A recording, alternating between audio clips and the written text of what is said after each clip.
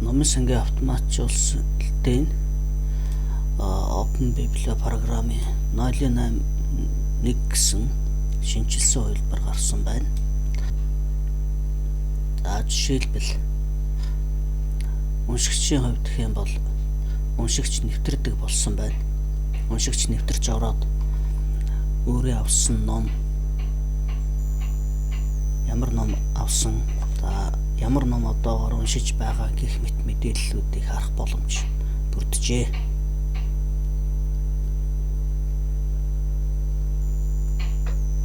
За үндсэн систем бол ерөнхийдөө өмнөхтэй төстэй.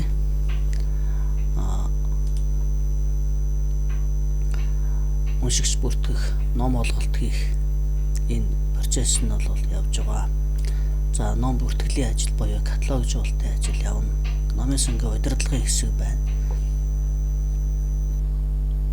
За дээр нь Монголын номын сангуудад зориулсан хэсэгт бол энэ тайлан хэсэгт нэлээд зүйлийг нэмж өгсөн байгаамаа. За жишээлбэл энэ бусад тайлан харах гэсэн хэсэгт бол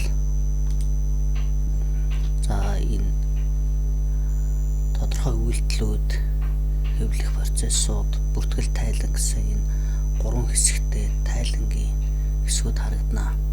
За үйлдэл гэсэн хэсэгт баркод олноор нэмэх хэсэг байна. За энэ яадаг вэ гэхээр ялангуяа EBC номын сангийн хувьд сурах бичиг олноор авдаг. Нэг нэрийн ном маш олноор авч байгаа. Тэр тохиолдолд явах хэрэг эхлээд номын нэрийг бүртгэлээ, нэг баркод үүсгдэг ч юм уу үүсгэсэн болвол энэ хэсэгт олноор нэмэх боломж нэгдэж байгаа юм. За жишээлбэл энэ 03.1 гэсэн ийм 3 ширхэгтэй баркодыг би 30 болгож үсгэе. Зөвхөн баркодын эхний оронтой дугаар нь ямар байх ёстой юм, тэр тоог нөгөө араас нь хэдэн ширхэг нэмэх вэ гэдгээ бичиж өгнө. За ингээд баркод нэмэх гэсэн товч дарлаа. За 30 шинэ баркод амжилттай нэмэгдлээ гэж байна. За ингээд нийтдээ 33 боллоо. 3 ширхэг ном маань ингээд бөөнөрөө 33 ширхэг баркод үүсэж байна гэсэн үг. За дараа нь баркод бөөнөр устгах гэсэн ийм үйлдэл бас байгаа. За саяын нэмсэн 30 ширхэг номноос 5 ширхэг устгаад үзье.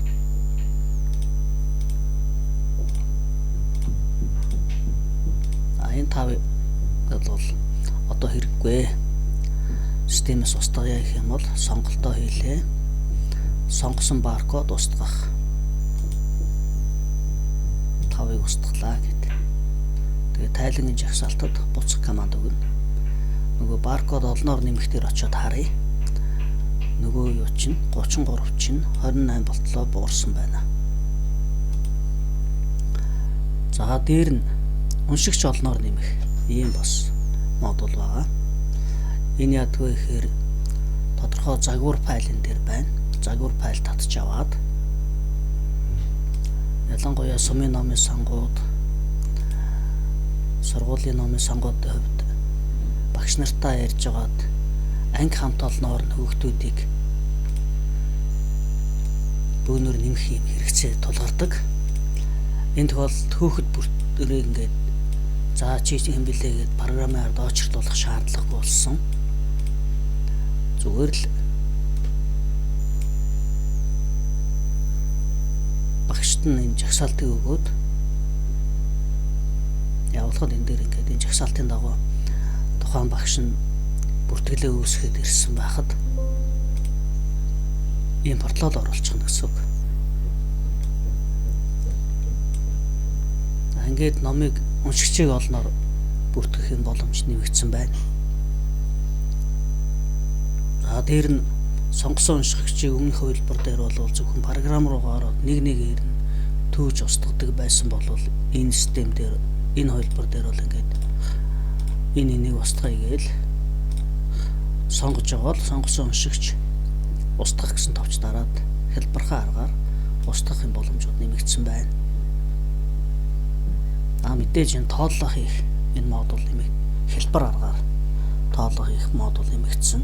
Хяналтын файл буюу одоо номынхоо жагсаалтыг татж аваад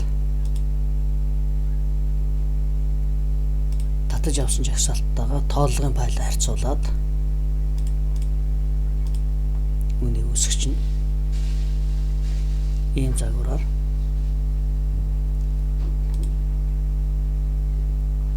за ингээд тоолгойг бол маш хэлбэр аргаар үүсгэсэн хийх боломжтой болсон. За нэг дор олон ном олгох юм модуль нэмсэн байгаа. Энэ ямар учиртай юм бэхээр бас нэг анги хамт толноор нь ном олгох. За зөөврөөр нэг хэрэглэгчдэр олон ном нэгэн зэрэг олгож явуулах. Энэ үед энэ олноор ном олгох энэ процесс хэрэг болдог. За нэг дор олон ном буцаах маань ялгаагүй. Зөөврөөр явсан номыг олон дооны ном буцаж ирэхэд тухайн жагсаалтын дагуу шууд буцааж явах энэ боломж нэмэгдсэн байна. Энэ анги хамт олны нөгөө сурах бичиг олгох, сурах бичиг бөөнөр нь ангиар нь тараахад ч бас энэ дор энэ хоёр модуль бол хэрэг болж байгаа маа. За дээр нь ABC номын санжилт зориулаад энэ сурах бичгийн түрээсийн төлбөр төлсөн мэдээллийг уншигч бүр дээр нь багцын төлбөр төлсөн юм уу, ямар төлбөр төлсөн гэдэг ингээд төлбөрийн хэмжээг нь харах, төлбөрөө төлсөн хэсгийг хянахын боломж бол нэмэгдсэн. Жижиг номын сонгуудын хувьд бол ангиллын үндсэн хувааруудыг ашиглахад бол тийм төвөгтэй биш. За жишээ болгоод Дьюга 10-тай ангиллаар нэг ном ангилж үзье. За номын сангийн ном ангиллыг гэж бодъё л доо. Эхлээд номын сан маань ерөнхий ангид хамаардаг. Энэ дотроос номын ингээд хаягаад үзье. Номын сангийн үйл ажиллагаа 025. За дээр нь туслах таблиц нэмж болно. Туслах таблиц 2-оос Монголын номын сан гэдгийг оруулж өгье. Монгол гэдэг үгийг бичлээ. Монгол улс 517-гийн 3. За ингээд Монгол улсын номын сангийн үйл ажиллагаа гэсэн ангил шууд ингээд бэлэн болж байна гэсэн. Тэгээ хуулж аваад цааш нь ашиглаж болно зүгээр. Энийг харж аваад ангиллын дугаараар үүсгэж болно гэдэг. Тэгэхээр энэ яаж ангиллын дугаар яаж бүрдсэнийг бол ингээд доороос нь харж болно. Эндээс арилгах гэх мэтээр ингээд ангиллал хийх их амархан болжээ. За хэвлэх тухай ойлголт байна. Номын баркод хэвлэх тухай ойлголт маш хялбар болсон. Өмнөх хувилбар дээр бол баркод хэвлэхэд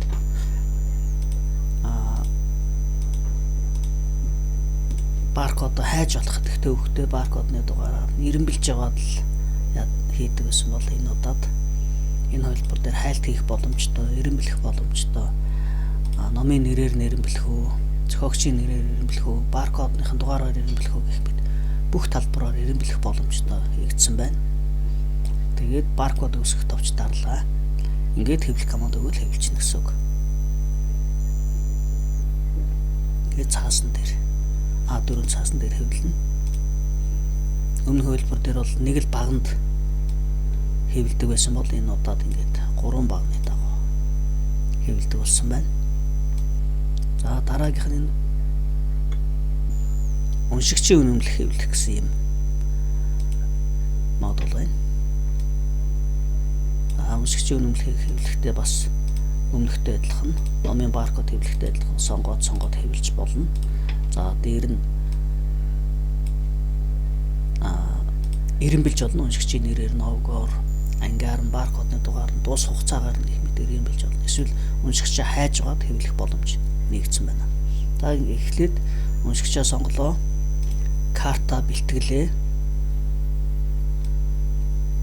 Одоо тэгээд хэвлэх гэсэн команд өгч гэнэ гэсэн. Ингээл хэвлчихнэ. За тайлангийн жагсаалтаа буцъя. Номын каталогийн карт бас номын сонгууд хэвлэх хэрэгцээ гардаг. Энэ тохиолдолд маш хялбар болсон. Бас л нөгөө ирэмблэх, хайх тэр боломжууд нь нээлттэй. Өмнөх хувилбар дээр баркодныхын дугаараар хайж болоод За тэр хавцаа байгаа байх гэж баримжаалж олдог байсан бол энэ удаад илүү хэлбэр болсон байна.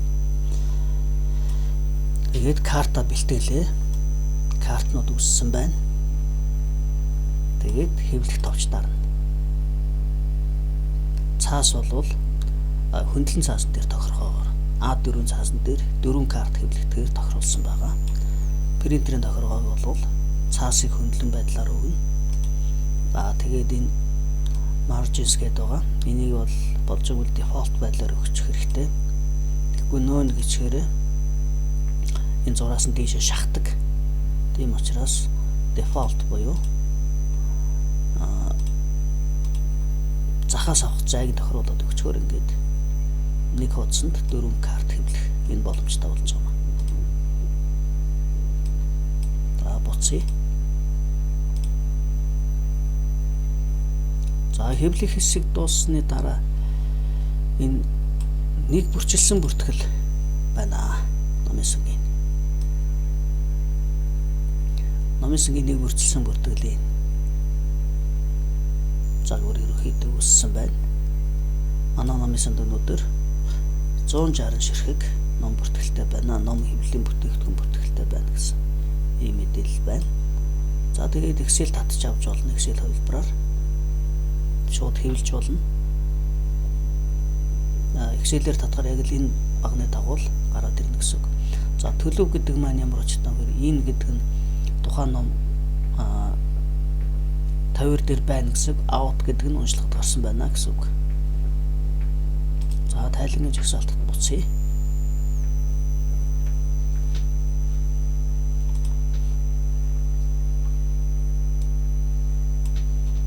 За өдөр тутмын бүртгэл уншигчийн байдлаар олгосон ном хэвлэлийн байдлаар ингээд аль аль нь гарна. Жишээлбэл уншигчийн номын сангийн өдөр тутмын бүртгэл уншигчийн байдал 2025 оноор оны 12 сарын байдлаар харъя. За ингээд бүртгэлтэй уншигчид 20, ажилтны албан хаагч 4, эдгээрээс багш нүүд гэдэг ингээд тоологдоод нийт уншигчийн бүтц ингээд гараад ирж байна. Ингээд уншигчийн бүтцийг ингээд харуулсан байна. За тэгээд тайлангийн жагсаалтад буцъя. Ингээд номын баримтын нэрийн жагсаалт буюу номын нэр болоод тоо ширхгийн мэдээлэл. Ямар нэр ямар ном хэдэн ширхэг байна гэдэг аваад үзүүлсэн. Тэгэхээр нэгсэндээ манай сайн хөмрөгт 15 нэрийн 160 ном баримт бүрт хадгалагдж байна гэдэг. Энэ тоог одоо номын сонгоод гаргах гэж нэлээд болдог. Гэтэл энэ Open Bible програм шинжилсэн хувьд бол маш хэлбэрхэн. Энэ бол нийтдээ. За тэгэнгүүт үндсэн сайн хөмрөгт ямар байна вэ гэхээр 2 нэрийн 18 ном байна. Ойрын сайн хөмрөгт 4 нэрийн 39 ном байна гэх мэтээр сан хөмрөг бүрээр нь ялгаад харах юм боломжтой байна. За гэх мэт ингээд маш олон статистикууд энэ дээр байна. За тэгээд гол зүйл нь юу вэ гэхээр энэ байгаа номын сангийн үйл ажиллагааны тайлан гэдэг нэг юм зүйл байна. Жишээлбэл 2026 онд 22 уншигч бүртгэлтэй байна манай систем дээр. Эдгээрээс байнгын уншигч 5. За 2 шинэ уншигчтай. За үйл ажиллагааны эрц бол 7 байна гэдэг. Нийтдээ ингээд статистик ерөнхий үзүүлэлтүүд сан хөмрөгт бол нийтдээ 160 ном, үнийн дүнгээрээ ийм. За тэгээд 26-нд 5 ном шинээр авчээ гэх мэтээр ингээд явжээ. За тэгвэл 25 онд ямар байсан бэ гэхээр мэдээллүүд нь гараад ирнэ. За тэгэхээр 25 онд ингээд 160 ном байсан байна. 25 оны үзүүлэлт 44 үйл ажиллагааны эрц. Тэгвэл 26 онд 44 дээр 7-г нэмэхээр 51 болох ёстой энэ тоо маань. Бүх жил гэдэг дээр нь аваад үзэх юм бол за ингээд тоо маань өсөж гарч ирж байгааг анзаарж байгаа. За гэх мэтээр Open Bible програмын шинжилсэн хувилбарт эдгээр боломжууд шинээр нэмэгдэж өгсөн байна.